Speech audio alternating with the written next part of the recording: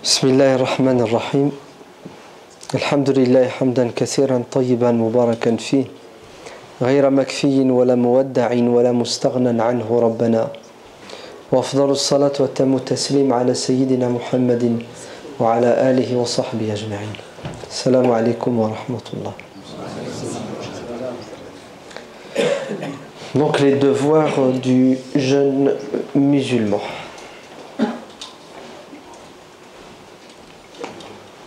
La vie n'est pas faite que de droits.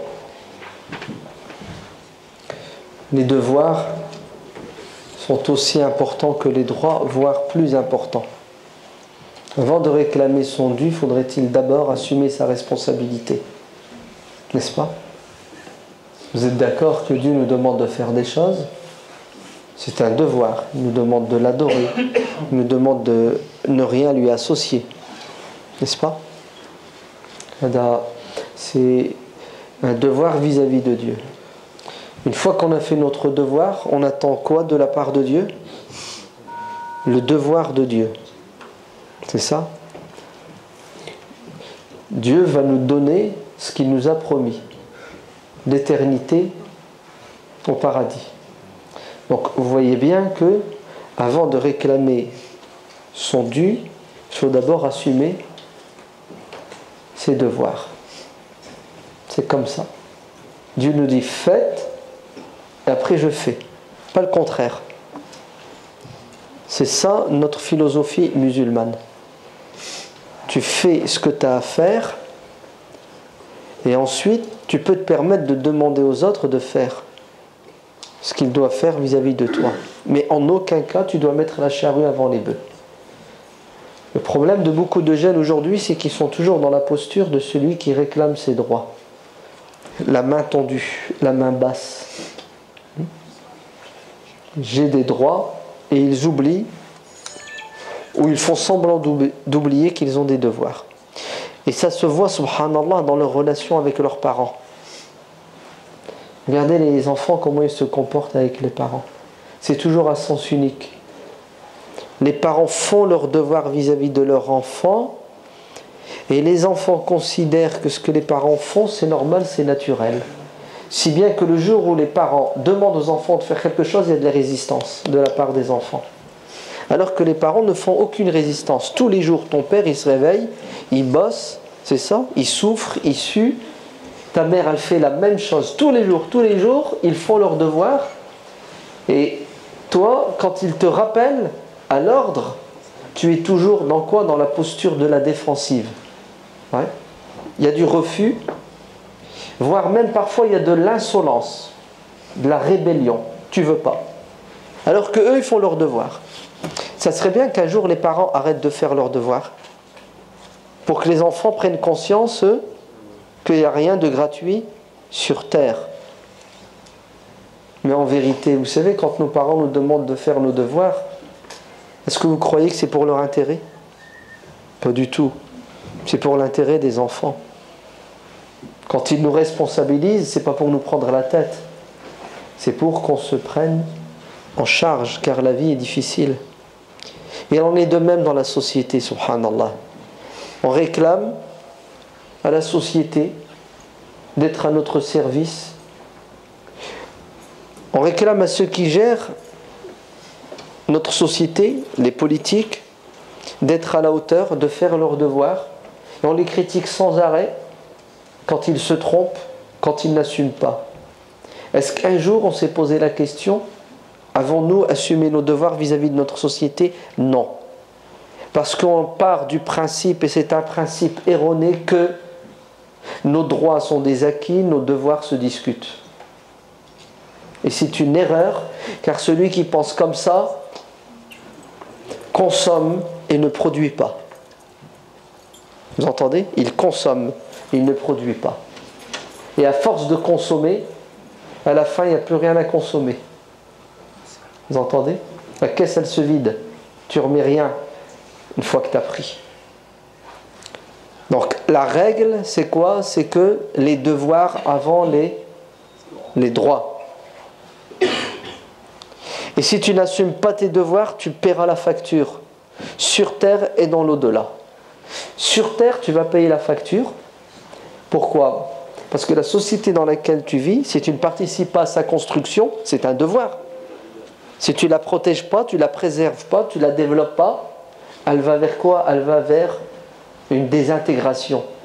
Une maison, si tu ne l'entretiens pas, elle tombe en ruine. Une société, si tu ne l'entretiens pas, tu ne la développes pas, ça va être le chaos dans quelques temps. Donc tu vas payer sur terre ton manque de responsabilité et tu vas payer dans l'au-delà parce que Dieu va t'interpeller en te disant: ne t'ai-je pas donné à boire, ne t'ai-je pas donné à manger, la santé, le temps. Et Dieu va te rappeler la liste de tous ses bienfaits, tout ce qu'il t'a donné. Et à la fin, il va te poser une question. Vous savez laquelle? Est-ce que tu pensais, est-ce que tu croyais que tu allais me rencontrer en ce jour et que j'allais te questionner sur tes devoirs? Qu'est-ce que tu as fait de ce que je t'ai donné? Je t'ai donné, entre guillemets, c'est un dû. Tu devais réagir en faisant ton devoir. Vous savez ce que va dire l'être humain? Non, Seigneur, j'ai oublié. J'ai pas calculé. J'ai zappé. J'ai tout fait pour ne pas penser à ce jour. Parce que penser au jour de la résurrection, vous savez ce que ça implique? Ça implique une conscience éveillée, damir hayy. C'est-à-dire, tu es toujours sur le mode qu'est-ce que je dois faire? Car tu as peur de mourir sans avoir fait ton devoir, parce que Dieu va te juger et s'il ne te pardonne pas, il va te punir. Donc qu'est-ce que fait le musulman? Il est toujours en action, il cherche toujours à faire, à produire, à avancer, à évoluer, à construire. Ce n'est pas un feignant, un profiteur, un gratteur, quelqu'un qui passe son temps à critiquer ce que les autres font, surtout à mettre en évidence leurs erreurs, alors qu'il fait la plus grande des erreurs, c'est-à-dire il ne fait rien, il n'assume pas ses devoirs. وَلَقَدْ خَلَقْنَا الْإِنسَانَ فِي كَبَدٍ. Vous entendez? L'être humain a été fait pour suer, pour travailler, pour assumer.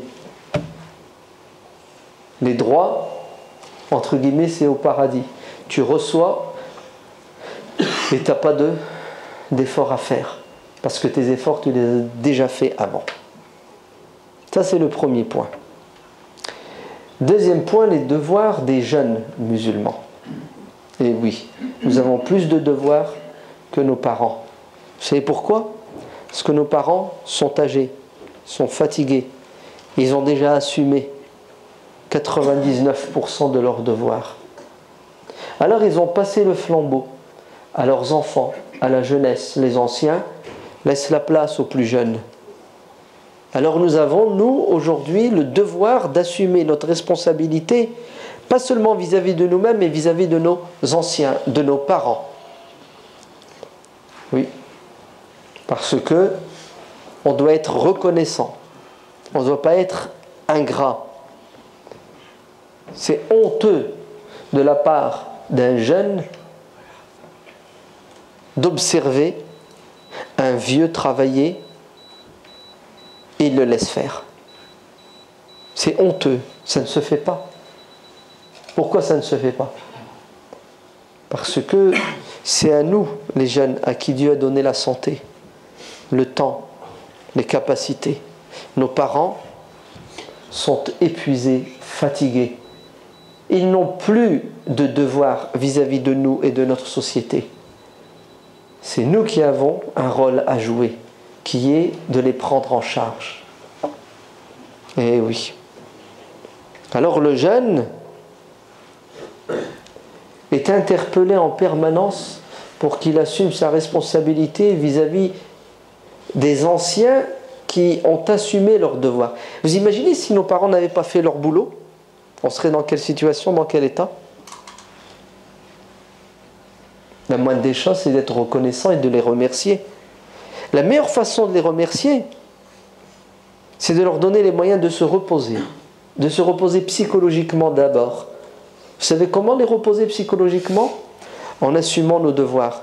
Parce que c'est mortel pour un ancien de regarder les jeunes feignants. Vous savez ce qu'il dit? Il dit, mais qu'est-ce que va faire cette génération? On a travaillé, on n'a pas fini le boulot. Normalement, ils doivent continuer, mais ils n'ont même pas le souci. Vous imaginez la déception pour un père ou pour une mère quand il voit son fils ou sa fille qui ont atteint l'âge adulte et il ne s'occupe pas d'eux, ils n'assument pas leurs devoirs. C'est catastrophique. Alors écoutez bien, les devoirs c'est pour nous les jeunes, nos parents, les anciens, ceux qui ont construit et nous profitons de leurs efforts, ont des droits. Et nous n'avons vis-à-vis d'eux que des devoirs. Bien sûr, il y a le respect, mais ne vous inquiétez pas. Ils sont très respectueux. C'est nous qui manquons de respect parce qu'on ne veut pas assumer notre responsabilité. Donc le jeune a la force. Le jeune, normalement, il est ambitieux. Il a envie de déplacer les montagnes. Il a l'espoir de vivre 30, 40, 50 ans. Donc il a du temps. Et en plus, il vit dans une époque extraordinaire.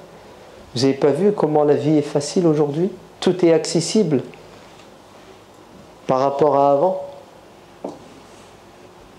Donc nous n'avons plus d'excuses si nous n'assumons pas nos devoirs. Quels sont nos devoirs? Le premier des devoirs du jeune musulman, c'est le devoir envers lui-même, sa personne. Car comment peux-tu être utile et bénéfique pour les autres si tu ne l'es même pas pour toi-même? Commence par toi-même. Tu régleras un gros problème. Alors, les devoirs vis-à-vis de nous-mêmes. Et le premier des devoirs vis-à-vis de nous-mêmes, c'est le devoir intellectuel. Nous devons prendre soin de notre, vous l'appelez comme vous voulez, notre cerveau. Ce qui fait le charme d'un être humain, sa faculté, sa capacité de penser, de réfléchir, d'évoluer, d'analyser, de tendre vers le bien, vers la justice, vers la vérité. Comme nous avons un devoir envers notre corps, le nourrir, le soigner, le reposer, pour qu'il puisse perdurer par la grâce de Dieu, nous avons un devoir beaucoup plus important envers notre matière grise, l'entretenir. C'est grave hein, de voir la jeunesse musulmane qui n'a pas le souci de réussir au niveau intellectuel. Échec scolaire. Et même s'il n'y a pas d'échec scolaire, vous savez qu'est-ce qu'il y a? Il y a une paresse intellectuelle. C'est je fais le minimum pour avoir une bonne note, pour passer, pour avoir mon diplôme. Et une fois que j'ai fini l'école, vous savez ce que je fais? Je démissionne de l'effort intellectuel. Je range le stylo pour le restant de mes jours et les livres, l'étude, la recherche. Regardez, dès que les vacances arrivent, on souffle, on est tranquille, enfin. Et hop, on jette tout ce qui peut nous rappeler l'effort intellectuel. Et faites un sondage, demandez aux jeunes musulmans, combien de livres tu as lu cette semaine? Ce mois-ci. Oh, désolé, cette année.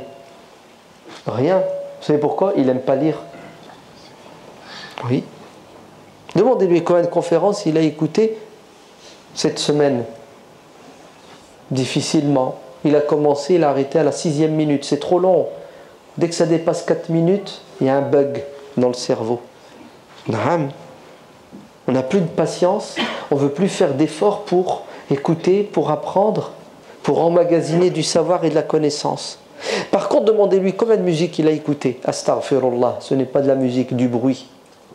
Combien de bruit il a écouté? Mais toute la journée, il est avec des... C'est terrible, hein? Toute la journée, le jeune, il écoute de la musique, de la musique, de la musique. Bravo le cerveau.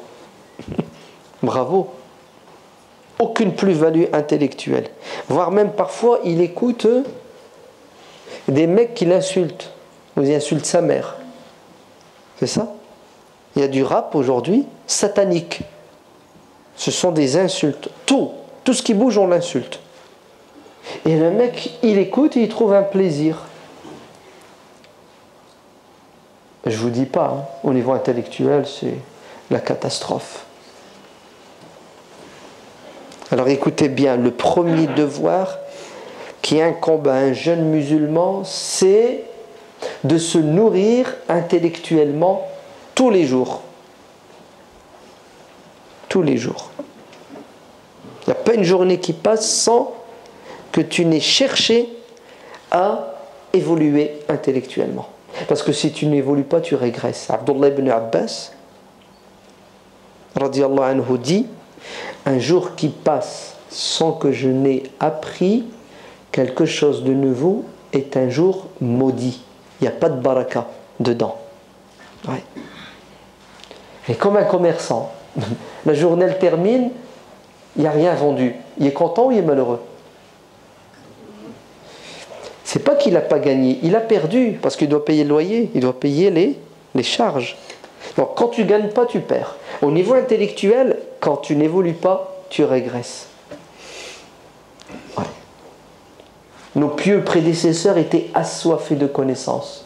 Ils n'hésitaient pas à faire des kilomètres. Jabir ibn Abdillah, radiyallahu anhu, quand il a appris qu'un compagnon qui s'appelle Abdullah ibn Unais détenait de la bouche du prophète un hadith, qu'est-ce qu'il a fait? Il a pris sa monture, il a quitté Médine, il est allé jusqu'en Égypte pour rencontrer le compagnon. Il a frappé à sa porte: salam alaykum, alaykum salam. On m'a dit que tu as dit que le prophète sallallahu alayhi wa sallam a dit que. Oui, vas-y, raconte-moi. Quand il a entendu le hadith de sa bouche, il a dit salam alaykum, je rentre chez moi. Il a dit: reste. Tu as fait 2000 km, 1500 km, je t'ai enseigné ce que tu voulais, un hadith, un, pas deux, un. Vous entendez? Vous vous rendez compte l'effort? Vous vous rendez compte l'investissement? C'est ce que lui a dit Jabir. Il a dit: je ne suis pas venu pour te rendre visite. Je ne suis pas venu pour passer des vacances. Je suis venu pour apprendre de ta bouche. Le comble, vous savez c'est quoi? C'est que Jabir connaissait le hadith, mais il voulait l'apprendre sans intermédiaire de la bouche d'Abdullah ibn Unais. C'est incroyable. Vous savez, c'est la cerise sur le gâteau. Le hadith, il le connaissait. Ouais. Mais il ne voulait pas d'intermédiaire. On ne sait jamais. Il a dit: je ne suis pas venu pour te rendre visite. Mon intention, c'est de venir pour apprendre. Et je reviendrai te rendre visite une autre fois. Salam alaikum. Et il est reparti. Ajib. C'est beau, c'est pas beau? Est-ce que vous savez qu'on a eu des savants qui, parce qu'ils voulaient acheter un livre, ils n'avaient pas l'argent. Écoutez bien ce qu'a fait ce savant, j'ai oublié son nom. Il a vendu le toit de sa maison. Vous savez, les toits, ils étaient faits en des poutres de bois. Ouais. Il a démonté le toit, il a vendu le bois, il a récupéré le fric pour acheter le livre. Parce qu'il ne s'imaginait pas perdre cette occasion en or d'acheter le livre. Est-ce que vous savez que nous avons certains de nos savants qui préféraient rester sans manger ni boire pour assister à des cours? Mohammed ibn Jarir, les 4 Mohammed, sans les citer. C'est des 4 étudiants, jeunes musulmans au Caire. Ils sortent d'une conférence, ils vont dans leur piole d'étudiants, ils sont passés au marché, ils ont acheté un poisson. Au moment où ils veulent faire cuire le poisson, il y a quelqu'un qui leur annonce qu'un cheikh éminent va commencer son cours dans la mosquée qui se trouve dans le quartier un tel. Ils ont arrêté la cuisine, ils sont partis en courant pour assister au dars du cheikh. Le cheikh finit le dars, on leur annonce que le cheikh va faire un autre dars dans une autre mosquée dans la foulée. Écoutez bien, ça va durer 3 jours. pendant 3 jours, ils vont tourner pour apprendre. Et au bout du 3e jour, le cheikh a fini sa tournée, ils rentrent chez eux. Et vous savez qu'est-ce qu'ils ont découvert chez eux? Le poisson pourri. Le poisson pourri. Vous entendez les jeunes? Et aujourd'hui, on a tout à notre disponibilité. On a les livres, on a mieux que les livres aujourd'hui, on a l'iPhone. Tu peux mettre dedans des centaines et des milliers de livres. Tu peux télécharger des centaines et des milliers de conférences dans tous les domaines. Et tu peux écouter un cheikh dans le métro, dans le tramway, dans le bus, partout où tu es, dans toutes les positions, dans toutes les postures. À chaque instant, tu peux être en mode je mange du savoir et de la connaissance. Et si vous ne faites pas ça maintenant que vous êtes jeune, vous n'arriverez pas à le faire quand vous aurez quand vous serez plus âgé. Alors le premier devoir, c'est de vous nourrir au niveau intellectuel, de vous former au niveau intellectuel. Si vous êtes encore à l'école, bossez, soyez les meilleurs. Apprenez avec amour, plaisir. N'allez pas à l'école comme si vous alliez en prison. Au contraire, le savoir est une libération. Ne vous contentez pas du programme scolaire, de ce qu'on vous enseigne. Rentrez chez vous et redoublez d'efforts pour assimiler et rajouter des choses. Ne perdez pas votre temps. Si vous perdez votre temps, c'est aux dépens de votre santé intellectuelle. Vous devez aimer la science comme vous aimez d'autres plaisirs terrestres. On a dit à l'imam Shafi'i, radiallahu anhu a dit: est-ce que vous savez ce que je ressens comme plaisir quand j'apprends quelque chose de nouveau? On lui a dit non. Il a dit: le plaisir que quelqu'un ressent lorsqu'il a soif, toute la journée il a jeûné au soleil, et au maghrib il boit un verre d'eau frais. Ça fait quoi, un verre d'eau fraîche? Ça fait du bien ou non? Tout ton corps ressent la fraîcheur et le plaisir. Voilà. Le jour où vous aurez cette rage d'apprendre, l'envie et l'amour de faire des efforts pour comprendre, au niveau intellectuel, vous serez au top. Parce que la pire des choses qui puisse arriver à notre jeunesse, c'est l'ignorance. Mais pire que l'ignorance, c'est l'ignorance de l'ignorance. C'est ignorant et tu ne le sais pas. Tu es ignorant alors que tu n'es même pas conscient que ce que tu sais, ce n'est même pas du savoir, et que ce que tu dois savoir, c'est beaucoup plus important que ce que tu penses savoir. Vous savez ce que ça donne? Ça donne une jeunesse qui est manipulée en permanence. Manipulée. Et notre société aujourd'hui maîtrise l'art de la manipulation, grâce justement à la désinformation ou à l'excès d'information ou tout simplement la manipulation, la rumeur, etc., etc. Surtout la télévision, c'est une catastrophe. Et un jeune ne doit pas perdre son temps devant la télé. N'avez-vous pas vu comment on s'est fait arnaquer depuis une vingtaine d'années?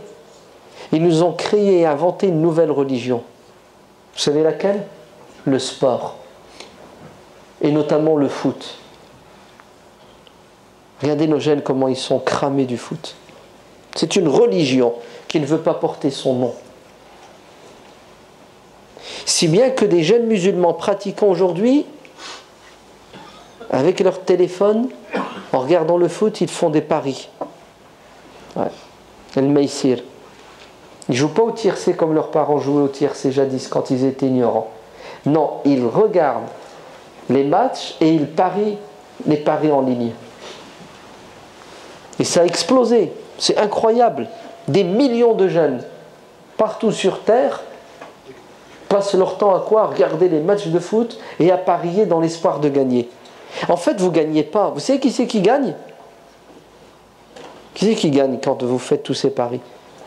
C'est une boîte qui s'appelle la Française des Jeux, qui fait chaque année 12 à 13 milliards de bénéfices nets. Vous entendez? 12 à 13 milliards chaque année de bénéfices nets. On se fait tous avoir et arnaquer en beauté. Les jeunes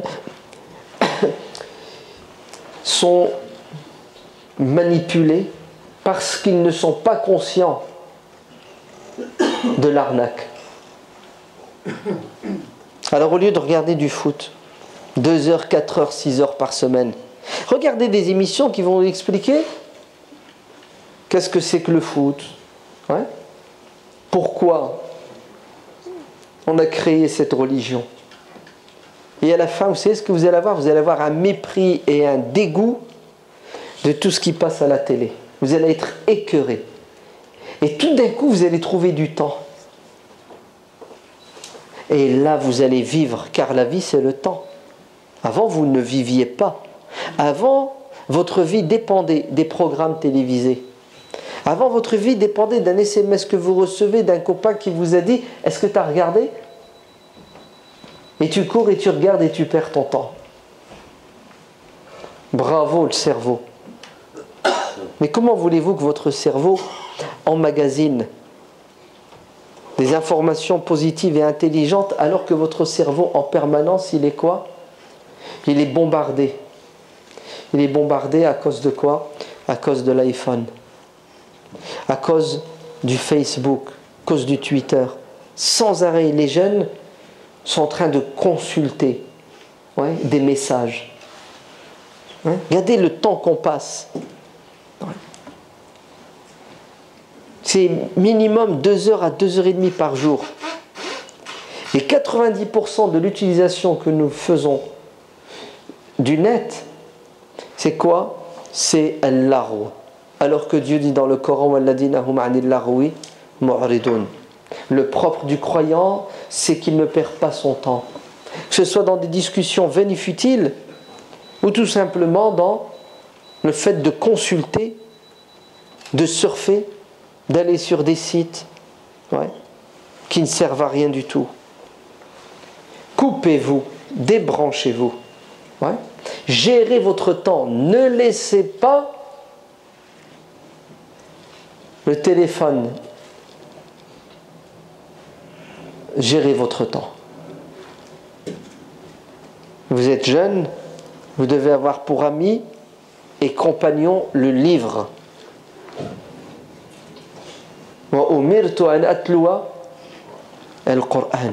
C'est un ordre divin, lire le Coran, comprendre le Coran, s'imprégner du Coran. Vous allez me dire, pourquoi autant d'importance? Pourquoi vous insistez sur le Coran? Vous savez pourquoi on insiste? Parce que Dieu dit dans le Coran,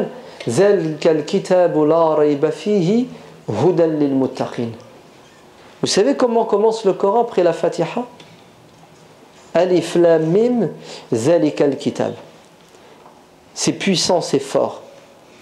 Écoutez bien, le Coran commence comme ça. Coucou, musulmans, écoutez ce que je vais vous dire.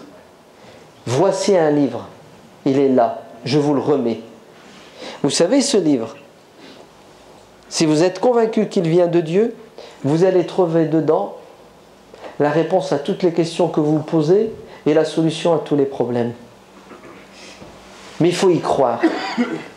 C'est simple, regardez. Celui qui connaît le Coran, ou celui qui a compris le Coran, ou celui qui a dans la tête les grandes lignes, vous savez ce qu'il fait? Regardez. C'est tout simple. Tu prends le Coran, vous savez ce que c'est écrit? Ne perds pas ton temps. Rien que ça, si tu l'as compris, tu es sauvé. C'est quoi le problème des jeunes aujourd'hui? L'oisiveté. Vous savez c'est quoi l'oisiveté? La perte de temps.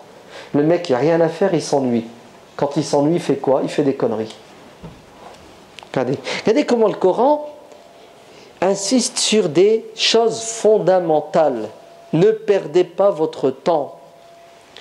Je vous ai donné un livre Lisez-le, comprenez-le, vous allez vous en sortir. Vous ne voulez pas vous en sortir, vous allez perdre votre temps, vous allez perdre votre vie, car le temps c'est la vie.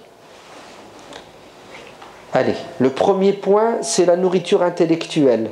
La nourriture intellectuelle nécessite une gestion du temps draconienne, sans pitié.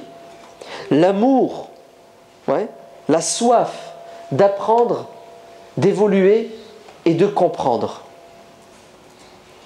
Ça, c'est le premier point, le premier devoir. Le deuxième devoir du jeune musulman, c'est un devoir rituel et spirituel. Al-ibada. Si, maintenant que vous êtes jeune, vous n'adorez pas Dieu, vous allez regretter quand vous prendrez de l'âge. Pourquoi ?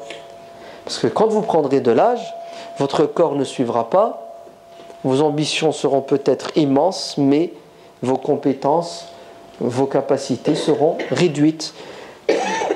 Hafsa bint Sirin, radiyallahu anha, disait: ô jeunes musulmans, agissez avant qu'il ne soit trop tard, car moi aujourd'hui je veux faire des choses, je ne peux plus à cause de mon âge. Elle avait 80 ans quand elle a dit ça, et les historiens musulmans biographes disent qu'aucun jeune ne pouvait la suivre dans sa pratique religieuse tellement elle pratiquait.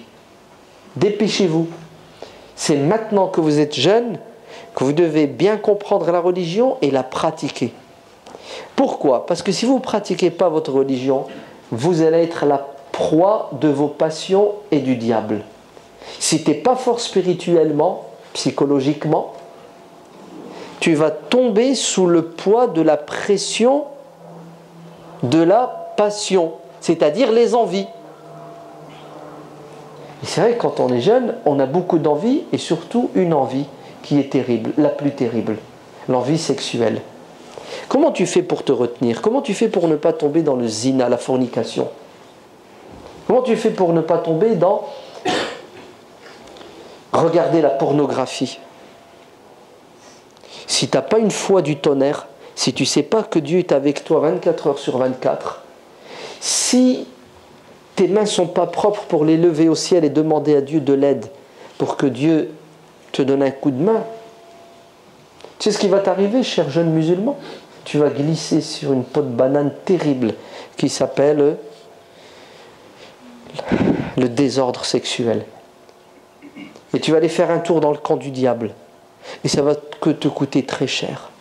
Quand tu vas revenir dans 10 ans, dans 20 ans, tu vas te mettre dans un coin de la mosquée, tu vas pleurer. Il y en a qui sont revenus avec des maladies, le sida et d'autres. Il y en a, ils ne sont même pas revenus, ils sont au cimetière. Il y en a, ils sont revenus, là, psychologiquement, ils sont détruits. Alors ils ont besoin de l'imam pour qu'il leur fasse des ruqya. C'est ça ? Il y en a, ils sont revenus et ils ont laissé 2-3 gosses dans la nature. Il y en a, ils sont revenus, ils ont 30 ans, 40 ans et ils veulent commencer une vie de famille. Oh punaise, qu'est-ce qu'ils ont raté. Si vous n'êtes pas fort spirituellement, si vous ne faites pas la prière de manière correcte et de manière continue et assidue, vous ne tiendrez pas, vous ne résisterez pas. La pression elle est trop forte. Si vous n'avez pas compris que les limites que Dieu nous impose sont pour notre intérêt, pour nous protéger, vous allez tout doucement vous approcher de ce qui est déconseillé, makrouh, et ensuite vous allez mettre la main dans le feu, dans le haram. Et ça a des séquelles obligatoires.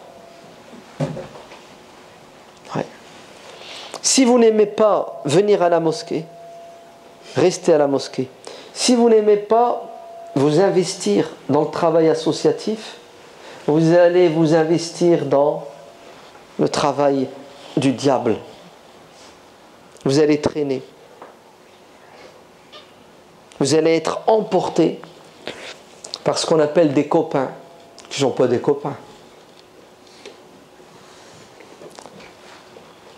Un jeune qui est pieux, respectueux des limites que Dieu impose, est sans doute meilleur est supérieur aux anges. D'ailleurs, il mérite d'être à l'ombre, d'être proche de Dieu. Le jour où les gens rechercheront la proximité et l'ombre divine. Man hasunat bidayatuhu, man ashraqat bidayatuhu hasunat nihayatuhu. C'est une règle, écoutez bien, les maîtres soufis disent, celui qui a de bons débuts aura une bonne fin. Celui qui, lorsqu'il était jeune, il était à fond dans la religion, de manière intelligente, mesurée. C'est cet élan spirituel, il emmagasine quand il est jeune beaucoup de piété, Dieu le protège le restant de ses jours. Les bons débuts font les bonnes fins. Donc allez-y, n'hésitez pas.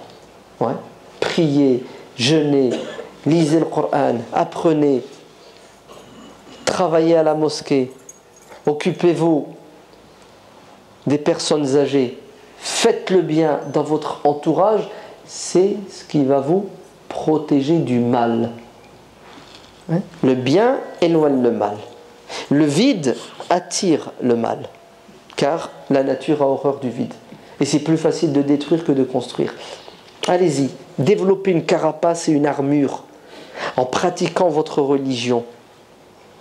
Ça vous protégera des dangers au quotidien de notre société. Devoir intellectuel, devoir spirituel, devoir rituel.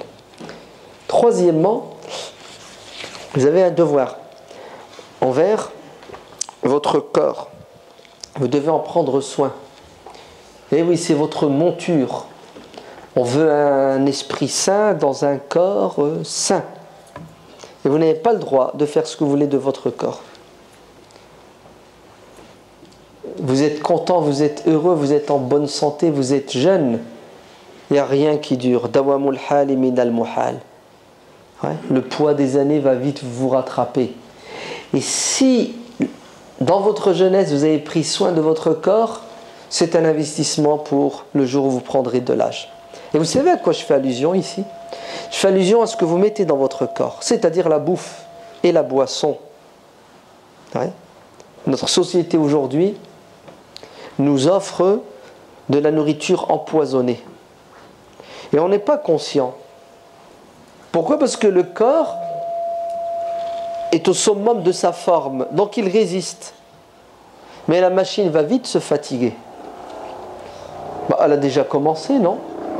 Il y a combien d'obèses en France ? Chez les jeunes, il y a combien ?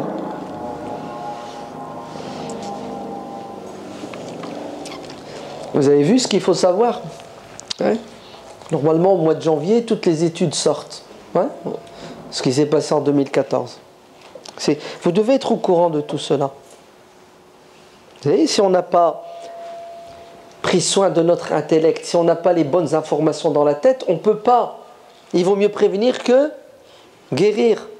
Comment tu peux prévenir ta personne des dangers alors que tu ne sais même pas qu'ils existent ? Un tiers, 33% d'obésité chez les jeunes. À cause de quoi ? La malbouffe. C'est quoi la malbouffe ? Non, vous ne savez pas ? McDonald's. Le Quick. Non, arrête. Un hamburger, non, tu peux pas. Non, c'est trop. C'est trop. Wallah, c'est honteux. Regardez notre niveau.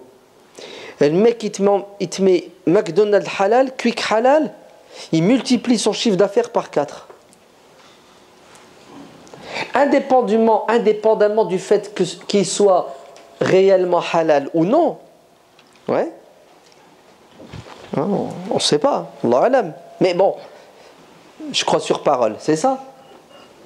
Pourquoi notre jeunesse, court après une consommation bête et stupide? Vous savez pourquoi ? Parce qu'ils ne savent même pas que c'est mauvais, que c'est dangereux pour la santé. Ils ne le savent pas. Parce qu'ils ont des envies Et ils suivent bêtement le mouvement. Mangez à la maison ce que votre maman fait, ce que votre femme fait. La nourriture à l'extérieur, c'est une nourriture industrielle qui a pour objectif, vous savez quoi? Gagner de l'argent. Et on est prêt à vous faire manger tout et n'importe quoi. Il n'y a rien de diététique, il n'y a rien d'équilibré. J'espère que vous allez aller faire une recherche. Je n'ai pas le temps de tout détailler. C'est ce que c'est que la malbouffe, non? Dans un kebab, là, vous savez, kebab, là, les trucs qu'on coupe, là, remplis, là, avec 3 verres d'huile comme ça. C'est ce que c'est le cholestérol, non? Ça vous dit rien? C'est ce que c'est le diabète? Des maladies, qui normalement ne devraient atteindre qu'un type de population à un certain âge, sont maintenant présentes chez les jeunes. Et en plus du danger pour la santé physique, mais c'est aussi psychologique, c'est que la bouffe a un impact sur notre état psychologique. Comment vous faites pour boire un verre d'eau avec 15 sucres dedans? Comment vous faites? Vous n'y arriverez jamais. Maintenant je vous mets 15 sucres, je te dis bois-les, Wallah tu ne les bois pas, les 15 sucres. Vrai ou faux? Maintenant, je ramène 15 sucres, je les mets dedans, je fais tourner et je dis à quelqu'un qui veut boire ce verre d'eau avec 15 sucres. Il n'y a personne qui va le faire. Et nous tous, maintenant, on prend une canette de coca et on la boit. Et pourtant, il y a 15 sucres dedans. Où est l'intelligence? Billahi alaykoum, dites-moi, c'est quoi la différence? Vous savez c'est quoi la différence? C'est l'arnaque publicitaire. Tout simplement. Moi, je vous ai montré, je ne vous mens pas, je vous dis, j'ai mis 15 sucres, c'est de la pourriture, c'est dangereux pour ton corps et tout ce que tu veux. L'autre, c'est un magicien. Il t'a embelli le haram. Et tu l'as cru, et tu as avalé le poison. Non, c'est pas que tu l'as cru, tu as avalé le poison. Tu l'as cru, tu as avalé le poison et tu l'as payé. C'est le comble quand même. Et tu paies pour te détruire. On ne sait même plus dire non à ce qui est dangereux pour notre santé. Regardez comment nos parents, Allah Ibark, ils ont 70 ans, ils ont 80 ans. Je ne sais pas si on va tenir jusqu'à cet âge-là. Nous, à 40 ans, 45 ans, on sera peut-être déjà HS. Oui. Vous savez pourquoi? Parce que c'était des bosseurs, ils ont travaillé, ce qu'ils mangent, ils le dépensent, ils bougent. Et puis, ils ont mangé de la nourriture saine. Nous, fainéantise, sédentarisme et de la pourriture, dans le liquide et dans le solide. Catastrophe. Les gosses viennent à l'école, ils sont excités. Pourquoi? Regarde ce qu'ils ont mangé. Comment ça s'appelle? Red Bull. C'est ça? Je vais me payer un Red Bull. Qu'est-ce que tu veux? Tu veux devenir un pitbull? Où est la différence? Red Bull, pitbull. Le mec qui mord, il est nerveux, il est excité. Agile. La nourriture a un impact sur notre santé physique et notre santé psychologique et notre santé intellectuelle. Allez, comment font nos jeunes musulmans pour fumer? Ya Rab, j'arrive pas à comprendre. Le mec qui prend de la cigarette, il se tue. Et il paie pour se tuer. Et quand tu lui dis de donner les 7 € pour la mosquée, il ne les donne pas. Vous avez entendu? Non, 5 € un paquet. 7 €. 7 €. Tu lui dis donne 7 € pour la mosquée, il ne les donne pas. Vous avez entendu 7 €, hein? J'ai pas dit donne 30 fois 7 €, 210 €. J'ai dit donne 7 € dans le mois. Regardez. Vous avez les carreaux là-bas, tout ça c'est de l'argent pour la mosquée. Eh bien, les jeunes vont dépenser de l'argent dans la cigarette, 30 fois 5 €, 150 € par mois, et tu lui donnes pour la mosquée, il te jette une pièce jaune, comme ça, tac, de 1 €. Donne au moins 150 euros. C'est incroyable. Non, pire, vous savez ce qu'il va faire le jeune? Il va bouffer 3 pizzas, 5 kebabs, 18 coca. Il va se payer 3 cinémas. Total de l'addition, 120 euros par mois. Et quand tu regardes là-bas, il n'y a que les vieux de 70 ans qui ont une retraite de 800 euros qui donnent 1000 euros, 2000 euros. Ouais. En prenant soin de votre santé physique, ça va avoir des conséquences positives sur votre santé psychologique et sur votre santé financière. Et tout le monde est gagnant dans l'histoire. On est d'accord? Vous avez un devoir envers votre corps. Quatrièmement, bon, l'Aïcha, il avance à pas de géant. Je vais sauter quelques devoirs et je vais aller à 2 devoirs importants, les 2 derniers. Entre les deux, j'en ai zappé. Hein. Désolé, on ne peut pas tout dire en une soirée. Vous avez des devoirs envers votre communauté. Nous sommes musulmans, il n'y a pas d'islam s'il n'y a pas de dimension du groupe, de la Ummah. La main de Dieu est avec le groupe. Celui qui s'éloigne et qui s'écarte du groupe s'éloigne du paradis, s'éloigne de Dieu, se rapproche de l'enfer, se rapproche du diable. Donc la dimension de la Ummah est une obligation en islam. Vous entendez? On ne pratique pas sa religion seul. D'ailleurs, on n'arrivera pas à la pratiquer seul. Puisque la dimension communautaire est une obligation, ça implique automatiquement des devoirs. C'est quoi la Ummah? C'est de l'organisation. Qui dit organisation dit des responsables, puisqu'on ne peut pas tous l'être. Et puis des gens qui vont assumer leurs devoirs. Vis-à-vis de quoi? Vis-à-vis des objectifs que doit réaliser la communauté.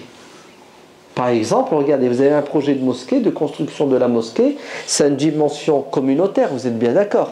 Si tu veux faire la prière tout seul, tu la fais chez toi.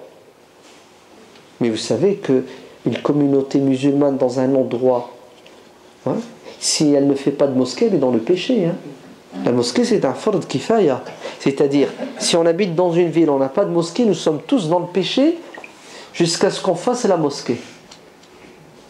Et si on fait la mosquée, et la mosquée elle est vide, il n'y a personne qui prie dedans, on est tous dans le péché, jusqu'à ce qu'il y ait une minorité de personnes qui prient. Oui, c'est comme ça. Il y a ce qu'on appelle en islam fardu ayn, fardu kifaya. Une obligation qui incombe à toute la communauté. Chacun, hommes et femmes, petits et grands, riches et pauvres, nous devons faire des efforts. Pourquoi? Pour que cette communauté existe et se développe. Elle ne peut exister que si et seulement si elle est structurée, organisée. Elle ne peut être structurée et organisée que si et seulement si il y a une structure. Et qui dit structure dit, dans un premier temps, une mosquée.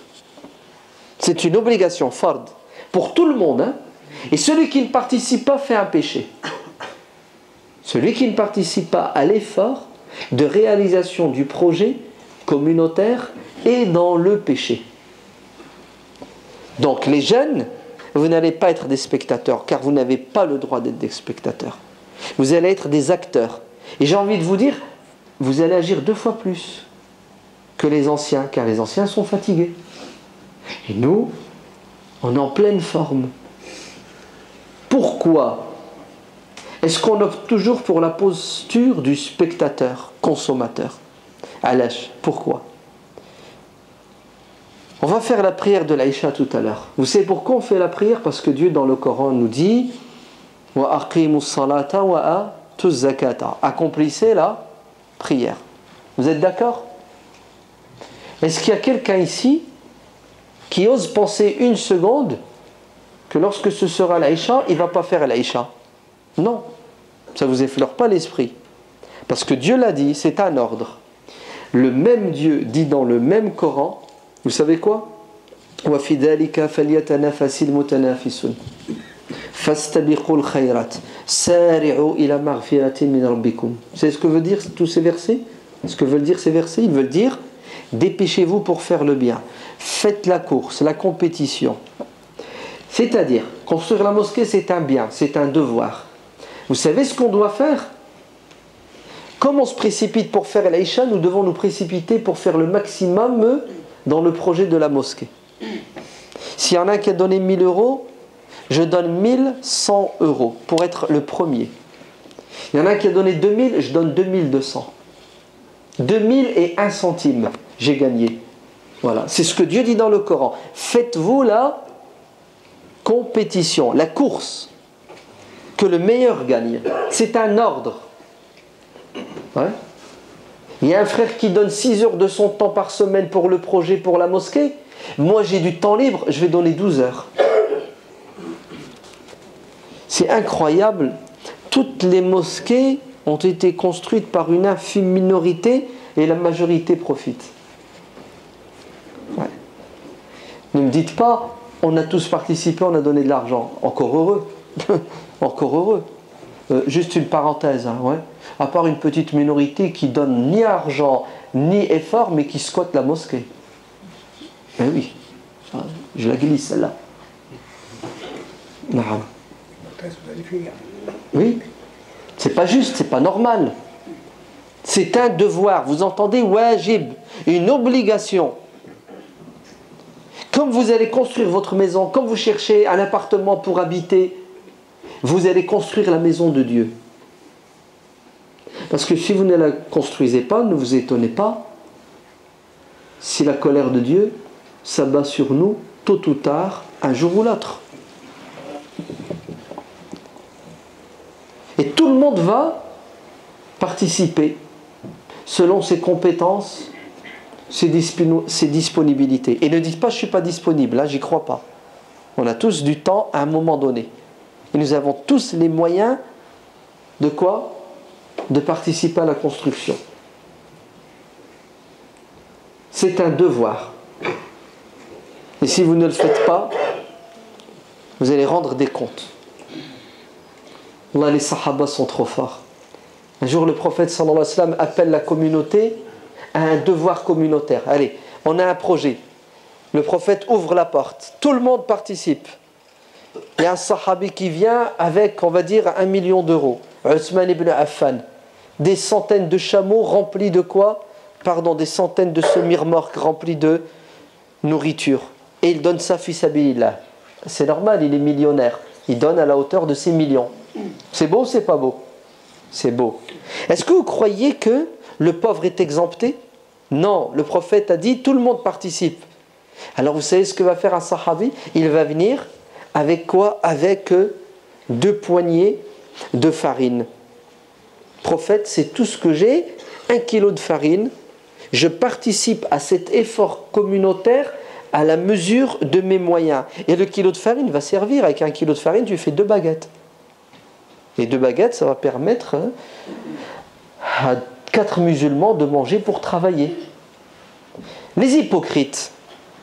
C'est ce que c'est un hypocrite. Ok ? Non, il y a deux types d'hypocrites. Il y a l'hypocrite du cœur, c'est-à-dire celui qui n'est pas musulman et qui fait semblant d'être musulman pour infiltrer la communauté, pour semer la zizanie à l'intérieur de la communauté par haine. Vous entendez, hein ? Munafiqun, qu'est-ce qu'ils font ? Ils entrent dans l'islam pour détruire l'islam de l'intérieur. Il y en avait au temps du prophète. À votre avis, est-ce qu'il y en a encore aujourd'hui ? Il y en aura toujours. Il y en aura toujours. Il y en aura toujours. Parce que Dieu l'a dit dans le Coran. Tu construis une mosquée, le mec il fait tout pour la détruire. Ou il fait tout pour ralentir la construction. Non, il fait tout pour empêcher la construction. Oui, il y a des musulmans qui s'opposent à la construction de mosquées. Tu comprends rien, t'es musulman, t'es pas musulman. Oui, mais pour des considérations géostratégiques, politiques, économiques, médiatiques, le mec allait que non, la mosquée, mais c'est grave. La mosquée est un droit en islam. C'est un droit chez tous les êtres humains. A fortiori dans notre pays, la France, le pays des droits de l'homme. Mais écoutez, il y a l'hypocrite du fond du cœur, ennemi de l'islam, qui fait du sabotage de l'intérieur, et l'habit ne fait pas l'imam. Puis vous avez un deuxième type d'hypocrite. Ouais. Il n'est pas au fond de lui non musulman. Walakin, ses paroles, ses actes, ouais, sont les actes d'un hypocrite. C'est-à-dire, au lieu d'encourager, il te décourage. Ouais. Oh, ça ne sert à rien. Oh, on ne va pas y arriver. Il observe ceux qui agissent et il leur met des bâtons dans les roues avec des remarques non avenues. Il voit toujours la moitié du verre vide, le verre plein ne l'intéresse pas. Bref, ils sont là. Et regardez ce qu'ils font. Quand ils ont vu Uthman, Abdurrahman ibn Auf rapporter de l'argent, ouais, 1000 euros, 3000 euros, 5000 euros, un jour un mec il a dit, pourquoi vous mettez les noms des personnes qui donnent de l'argent, hein? Tu mets son nom et tu mets l'argent qu'il donne. Après que c'est de l'hypocrisie. Le prophète sallallahu alayhi wa sallam a dit, le croyant donne de la main droite et sa main gauche n'est même pas au courant. Parce que le mec il ne veut pas donner. Hein. Vous savez pourquoi il ne veut pas donner? Parce qu'il ne veut pas que son nom apparaisse. Il est tellement sincère. Il craint tellement Allah qu'il ne veut pas que son nom apparaisse, c'est pour ça qu'il ne donne pas. Oui. Wallah al-adim. Très bien. Donne et mets un faux nom. Allez, vas-y. Rapporte une adresse, rapporte une enveloppe et tu mets point d'interrogation. Dépose-la. Non, tous les moyens sont bons pour qu'il ne donne pas. Écoutez maintenant. Quand ils ont vu Abdurrahman donner 1 million d'euros, Uthman ibn Affan donner 2 millions d'euros, c'est ce qu'ils ont dit les hypocrites. Ah, ils ne font pas ça pour Dieu, ils font ça pour se montrer. Ouais. Quand ils ont vu l'autre compagnon ramener 1 kilo de pâte et de farine, c'est ce qu'ils ont dit. N'importe quoi. Zama, tu crois que le projet va avancer avec tes centimes d'euros. Quoi que tu fasses, ils sabotent, ils critiquent. Vous savez, il y avait une troisième catégorie de musulmans. Qu'est-ce qu'ils ont fait? Ils sont venus voir le prophète, sallallahu alayhi wa sallam, et ils leur ont dit, prophète, on voudrait participer, mais on n'a pas les moyens. Est-ce que tu peux nous donner des chevaux et des épées? Et nous, on est prêts à partir avec toi au champ de bataille. Le prophète, il dit, j'ai pas ni chevaux ni épées. Vous savez qu'est-ce qu'ils ont fait? Ils ont fait demi-tour et ils ont éclaté en sanglots. Ils pleuraient comme des enfants. Pourquoi ils pleuraient comme des enfants? Parce qu'ils voulaient participer et ils n'avaient pas les moyens. C'est beau, c'est pas beau? Le jour où on ressentira la même chose, Dieu va mettre la baraka dans nos actions. Alors écoutez bien, chers frères, chères sœurs, nous sommes tous responsables de l'état de la communauté et nous avons tous des devoirs envers cette communauté. Vous n'avez plus le droit d'être spectateur. Bilal ibn Rabah radiyallahu anhu, vous le connaissez, celui qui faisait l'adhan, le grand compagnon. Vous vous souvenez ce qu'il a vécu à la Mecque, ce qu'il a subi? Bilal ibn Rabah, à la fin de sa vie, devient aveugle. Il entend le héros, Al-Munadi, Hayya ala al-Jihad, qui veut s'enrôler et s'engager dans l'armée pour aller combattre l'ennemi. Les jeunes hommes en pleine forme se préparent. Et Bilal, le vieillard aveugle, se prépare pour partir au champ de bataille. Il est tout de suite arrêté. Il dit, tu vas où Bilal? T'es vieux, t'es fatigué, t'es aveugle. Ne sais-tu pas que Dieu dans le Coran dit, Laysa ala al-a'ma harajun, l'aveugle est exempté. Allez, si tu n'y vas pas, Dieu ne te punira pas parce que t'as un handicap. Et en plus, si tu viens avec nous au champ de bataille, mais t'es un poids, t'es un boulet. Tu sers à rien, au contraire. Ouais. Reste où tu es. Vous savez qu'est-ce que Bilal leur a dit? Il leur a dit, il est hors de question que je sois un spectateur. Je suis vieux, je suis handicapé, c'est vrai, je ne vois pas clair, mais je dois servir à quelque chose. Je ne peux pas. Comment? Vous allez partir, vous sacrifier pour l'islam, et puis moi je vais taper la pause dans mon salon, en train de regarder la télé avec un coca? Mais je me sentirais hypocrite si je fais ça. Allah, vous partez pas sans moi. Ouais, mais Bilal, quand tu vas nous servir? À quoi va servir Bilal, ya Arab? Ah là là, si on n'avait que des Bilal. Vous vous rendez compte? Et imaginez-vous ce que Bilal a fait quand il était jeune et qu'il voyait clair. Regardez ce qu'il veut faire à son âge. On ne veut pas le laisser partir et il fait tout pour partir et il va partir. Vous savez comment il va faire pour les convaincre? Mais il va sortir son joker. Il va leur dire, je pars avec vous et donnez-moi un poste qui est le suivant, le porte-étendard. C'est moi qui vais prendre le drapeau. Vous me mettez sur le cheval, vous me donnez le drapeau. Pour tenir un drapeau, il ne faut pas avoir 10 sur 10 dans les yeux. Même 0, ça marche. On est d'accord. Deuxièmement, si vous me donnez le drapeau, moi, l'aveugle qui ne voit rien, au moins vous pouvez être sûr et certain que je ne vais pas me barrer si ça chauffe. Ouais. Si l'ennemi commence à prendre le dessus, normalement tu fais quoi? Harbatzlek. C'est ça? Ah ben moi je resterai jusque la fin et je serai le dernier à partir. Vous voyez l'intelligence de Bilal? Il s'est rendu utile malgré son handicap. Radiallahu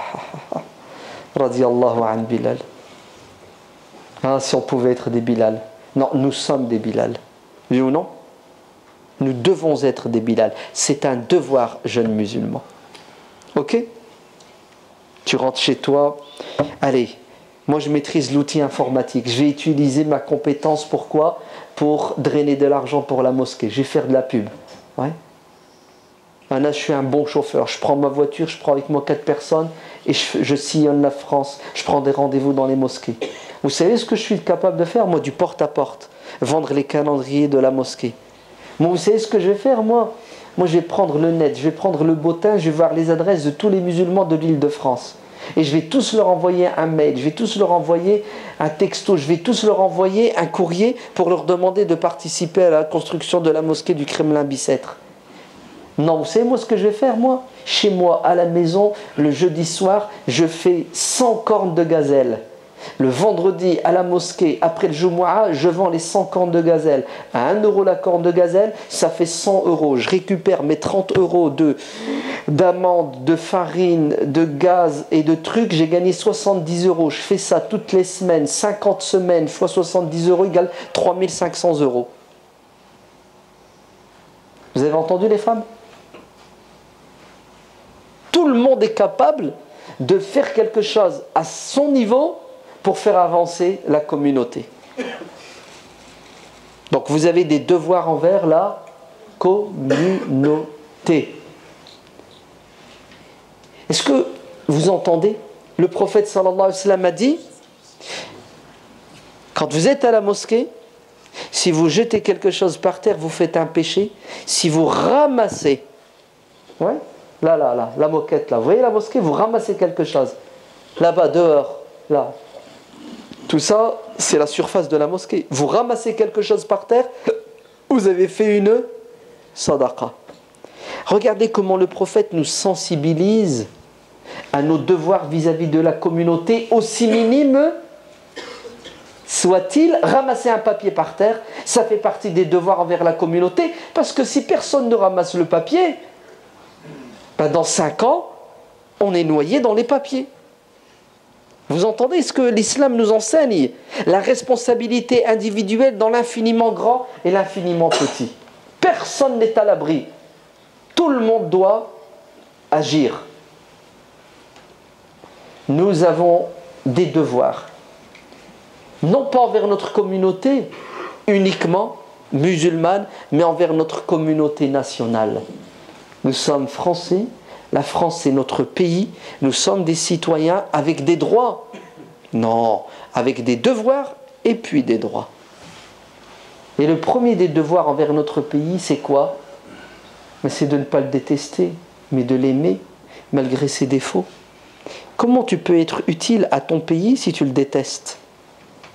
Tu détestes un pays, déjà tu n'y restes pas si tu es normalement constitué.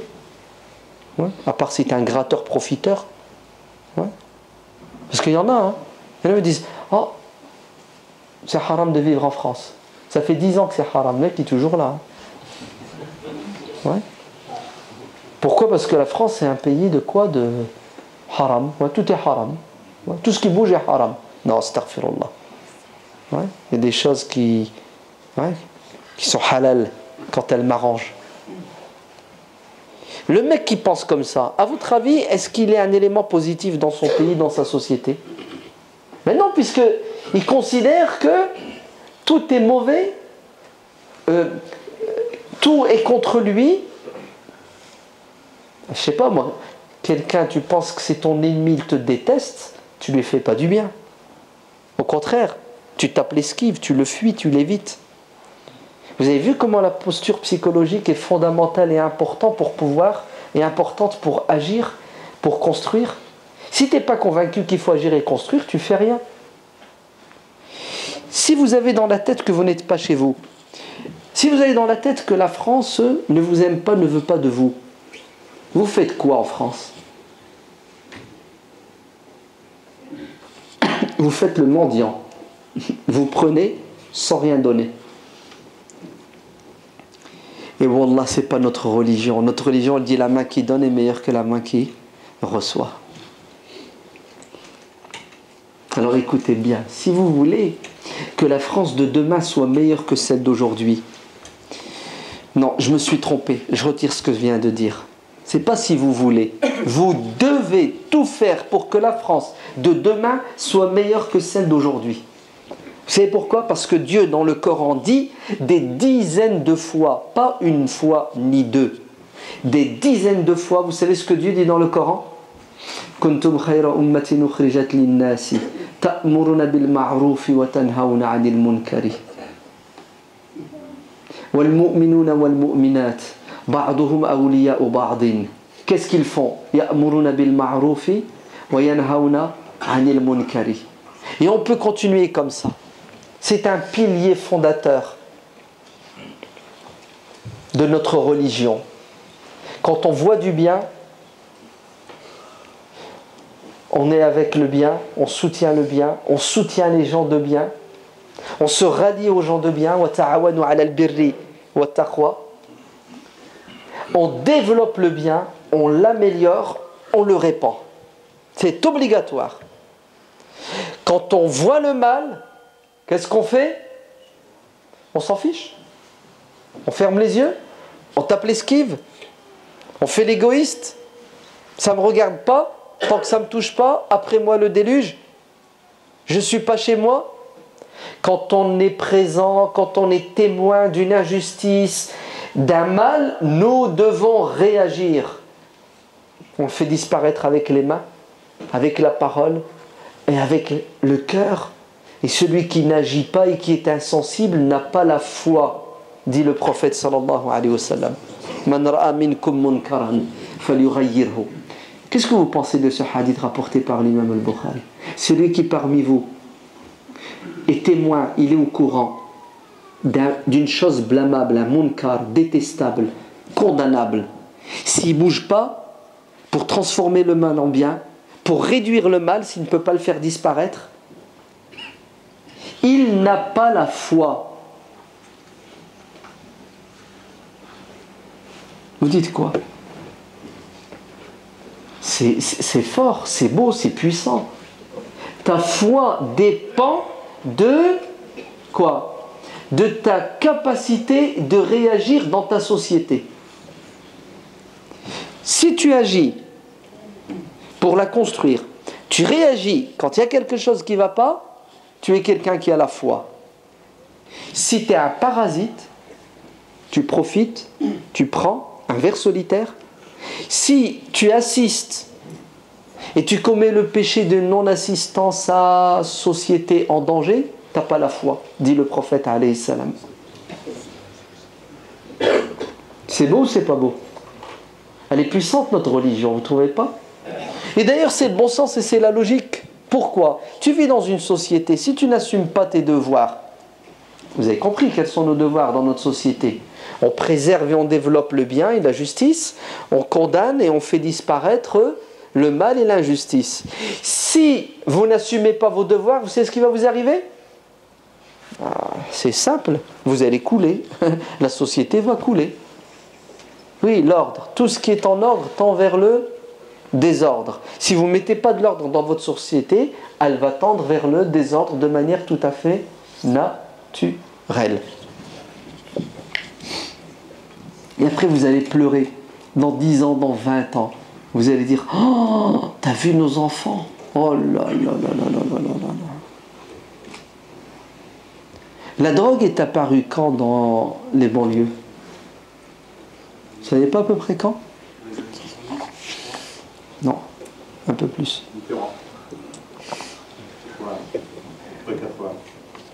C'est ça, 80, 81, 82. La drogue est arrivée en force et en puissance. On n'a rien fait, on a laissé faire. Vous avez vu les dégâts sur nos enfants, sur nos frères et sœurs? Ils sont terribles. Dites-moi, ils sont terribles, oui ou non? Allah, c'est du gâchis. Des centaines de milliers de jeunes hommes et de jeunes filles magnifiques, des capacités intellectuelles. Regardez, ils sont devenus des légumes. Qu'est-ce qui les a tués, la drogue? On a laissé faire. Regardez notre société dans quel état elle est. Vous allez voir demain, il y a pire que la drogue. Ouais. Il y a pire que la drogue. La pornographie. Ouais.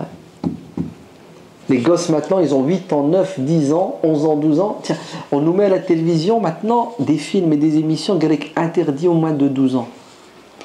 Le gosse, il va ouvrir la télé, il va avoir interdit au moins de 12 ans. Oh, tiens, ça, j'ai pas le droit, j'ai 11 ans et 6 mois. Vous savez ce qu'il fait le gosse? Pourquoi c'est interdit, moins de 12 ans? Ben, je vais voir pourquoi c'est interdit. Alors que la logique, c'est quoi? Ben, si c'est interdit au moins de 12 ans, ne le mets pas. Puisqu'il y a un risque que le petit regarde. Si celui qui a plus que 12 ans, il ne voit pas ça, il n'y a rien perdu. Mais si le jeune le voit, ça peut le détruire, puisque tu as dit c'est interdit. C'est ce que veut dire interdit. C'est dangereux. Ben, regardez. Regardez nos jeunes maintenant, ils ont 10 ans, et ils sont faits de toutes les nouveautés dans la pornographie. Un gosse à 10-12 ans qui a tout vu sur la pornographie, vous savez ce qu'il fait? Après la théorie, il passe aux travaux pratiques. Tout simplement. Et il y a 14-15 ans, il est défoncé, il est mort. Naam.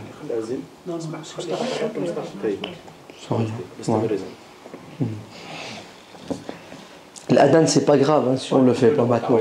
Parce que l'adhan, son objectif c'est d'appeler les gens à la prière, mais nous c'est pas ça son objectif. Puisque les gens ne viennent pas à la mosquée car ils ont entendu l'adhan puisqu'ils l'entendent pas. L'adhan, on le fait par baraka. L'adhan veut dire appeler les gens. Abdullah ibn Omar radiallahu anhu dit ben, ne faites pas l'adhan s'il n'y a personne qui va l'entendre. Ouais. Mais nous le faisons pour qu'il ne disparaisse pas, pour qu'il reste. Vous entendez? L'objectif, c'est pas d'appeler les gens. Donc, si notre société, on ne la protège pas, on ne la préserve pas, vous savez ce qui va se passer? Elle va péricliter et elle va nous entraîner avec elle. C'est le hadith du bateau, du navire. Vous le connaissez? Non? Tu le connais? Hadith du navire, du bateau. Tu le connais? Je te laisse t'exprimer, ce sera mieux que moi. Non, juste si tu le connais, comme ça je perds pas mon temps. Moi, je te laisse faire ça. Allah yahfadak, que Dieu te bénisse. Le hadith du navire, c'est le suivant. Le prophète sallallahu alayhi wa sallam dit, l'exemple de celui qui dans une société agit pour que le bien l'emporte sur le mal, il fait tout pour justement qu'il y ait un respect des lois fondamentales du bien. C'est l'exemple de personnes qui prennent la mer, un navire, ouais.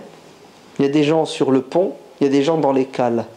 Ceux qui sont dans les cales, quand ils ont besoin d'eau, ils interpellent leurs voisins d'en haut en leur disant « Vous ne pouvez pas nous prendre un peu d'eau de la mer et nous l'envoyer ?» Et c'est ce qu'ils font en permanence. Jusqu'à ce qu'un jour, un petit rigolo dans un coin, dans les cales du bateau, il a une idée extraordinaire. Il leur dit « Pourquoi est-ce qu'on embête toujours ceux qui sont hauts à prendre de l'eau ? Moi j'ai une petite idée, on fait un petit trou dans la coque du bateau. On va avoir de l'eau qui va rentrer directement. Un petit effort, ça va durer 2 minutes. Ouais.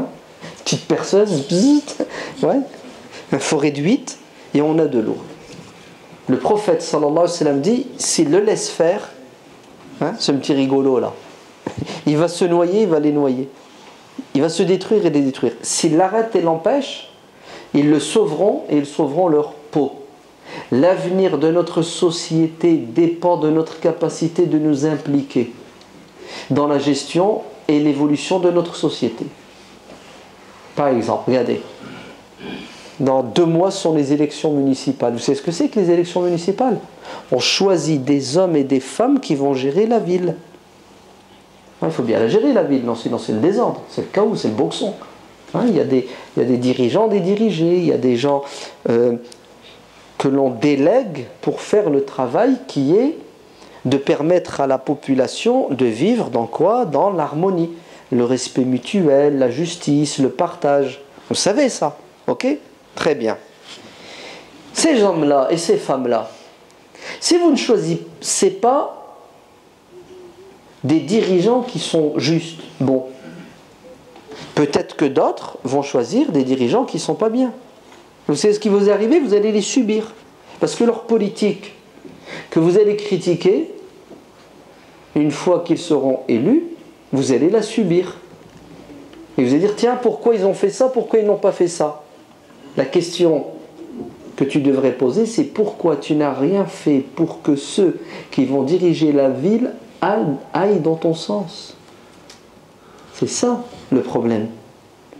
Alors quand les musulmans te disent la politique c'est haram, ils te disent voter ça sert à rien, ou écoute, tous les hommes politiques sont des voleurs, sont des pourris, ou c'est pas parce que j'aurais pas voté que ça va changer quelque chose. 1001 arguments pour que le musulman n'assume pas son devoir vis-à-vis de sa société. Résultat, à la fin, il te dit, ouais, t'as vu, regarde, ils ont voté des lois, le mariage pour tous, maintenant le truc, là, comment il s'appelle, la théorie du genre à l'école. Ouais. Mais c'est tout à fait logique et normal que toutes ces lois passent parce que tu n'as rien fait pour les empêcher de passer. Tu n'es pas d'accord avec le mariage pour tous? C'est ton droit. Dieu merci, on a en France liberté de conscience et d'expression. Ceux qui sont pour le mariage pour tous, ils ont fait le nécessaire, pression, c'est ça? Ils ont eu des résultats, oui ou non? Ils ont eu des résultats. Pourquoi toi, qui es contre, tu n'as pas contrecarré le projet? Tu sais pourquoi? Parce que tu ne veux pas assumer tes devoirs vis-à-vis de ta société. Donc ta société ne va pas dans ton sens. C'est logique. On n'aura que la société que l'on mérite. Et la société que l'on mérite sera le reflet de notre manque d'investissement politique. Vous entendez? Le manque d'investissement politique est la cause de la situation chaotique d'aujourd'hui. Vous avez reçu les impôts, non? Vous n'avez pas vu? 12% d'augmentation. Facture d'électricité, facture de gaz. Tiens, la TVA, ça vous dit quelque chose, la TVA? Non, la TVA. Un petit truc là. Tu achètes une baguette à 1 euro, 20 centimes, c'est la TVA. Qui ne se plaint pas de la cherté de la vie, l'augmentation? Qui ne se plaint pas de la perte d'acquis sociaux, de droits? Tout le monde. Mais quand il s'agit d'agir, de bouger pour arrêter l'hémorragie, personne ne veut. Ben, bien fait pour nous. Qui parmi vous ne se plaint pas de cette atmosphère délétère? L'islamophobie, wallah, tous les jours, tu ouvres la radio, la télé, tu vas dans un kiosque pour acheter un journal, tu trouves quelque chose sur l'islam. Pas de positif, mais de négatif. Ils nous ont pris la tête pendant 15 jours, des enfants qui vont en Syrie, la djihad, etc. Vous n'avez pas vu? C'est quoi l'objectif de tout ça? Vous savez, c'est quoi l'objectif? L'objectif, c'est de nous détruire psychologiquement, en nous faisant croire que Notre pays, la France, est islamophobe et nous déteste et ne veut pas de nous. Donc nous n'avons pas d'avenir ici. Puisque nous n'avons pas d'avenir, nous n'avons pas à participer à la construction et à l'avenir de notre société. C'est bon, je t'ai neutralisé. Allez, continue à bouffer et à dormir. Une autre chose. Ou bien une autre chose, vous réagissez mal. Bien sûr. Allez. Rien que le fait de se marginaliser et de ne pas agir, c'est tout. Je veux dire, je t'ai neutralisé. Je t'ai neutralisé. Point final. Vous avez vu l'impact. Vous allez me dire, ouais, mais pourquoi ils font tout ça? C'est pas la question pourquoi ils font. Pourquoi tu fais pas ce qu'il faut pour qu'ils ne fassent pas? Attendez, il faut arrêter quand même. Vous êtes en train de dire au diable, pourquoi tu veux m'emmener en enfer? C'est son rôle, c'est son devoir. Il a juré, Ya Allah, tant que l'être humain respire, je fais tout pour l'envoyer en enfer. C'est un fait. Voilà. C'est pas de ma faute. Voilà, qu'il le mot, anfusikum. Vous savez, en enfer, qu'est-ce qu'on va dire? On va dire, Ya Allah, c'est lui, c'est bon, c'est lui. Allez, shaitan. C'est de sa faute si on est en enfer.